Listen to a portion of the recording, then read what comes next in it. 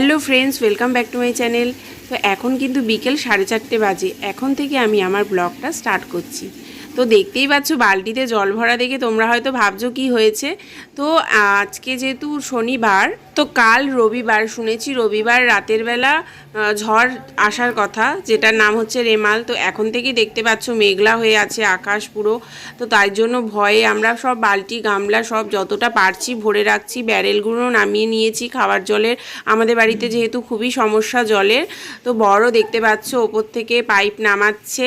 তো আমাদের বাড়িতে জলের যেহেতু খুবই সমস্যা, আমাদের পাম্পে জল ওঠে, টাইম কলের কোনো সুবিধে নেই, আর না হলে চাপ কলে, কিন্তু চাপ কলটা প্রচণ্ড খারাপ অবস্থা, ও জল নিচ থেকে জলই ওঠে না চাপলে। তো সেই জন্য জলের যেহেতু সমস্যা, ঝড় বৃষ্টি হলে তো কারেন্টও চলে যেতে পারে, পাম্প না চললে জল কি করে পাবো আমরা। তো সেই জন্য যতটা পারা যাচ্ছে জল স্টোর করে রাখা হচ্ছে।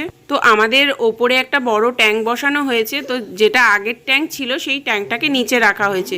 তো পাশের বাড়ি থেকে যেহেতু আমরা টাইম কলের জল নিতাম, ওই ট্যাঙ্কে করে স্টোর করে রেখে দিতাম। তো এখন তো জল পাওয়া যায় না, তো ট্যাঙ্কটা তো বাইরেই থাকে। তো ওই ট্যাঙ্কটায় ভাবলাম আমরা জল ভরে রেখে দিই যতটা পারা যায়। শুনেছি প্রচণ্ড খারাপভাবে ঝড়টা আসছে, যার নাম রেমাল। তো সুন্দরবন এলাকায় আসার কথা। তো আমাদের এই দিকটা যেহেতু সুন্দরবন এলাকার মধ্যেই পড়ে, তো প্রচণ্ড মারাত্মক আকারে হবে, খুবই ভয় লাগছে। তো কতটা ক্ষয়ক্ষতি হবে সেটা ভেবেও খুব ভয় লাগছে। তো সেই জন্য তো ঠাকুরকে ডাকি যাতে ঝড়টা অন্যদিকে ঘুরে চলে যায়, যাতে কারোর ক্ষয়ক্ষতি না হয়। তো বরমশাই কিন্তু দুপুরবেলা ঘুমোয়নি, না ঘুমিয়ে জল ভরেছে, পাইপ নামিয়ে পুরো ট্যাঙ্কটা ভরে রেখেছে। আবার উপরের ট্যাঙ্কটাও ভরা হয়েছে, বাথরুমে অত বালতি গামলা ভরা হয়েছে।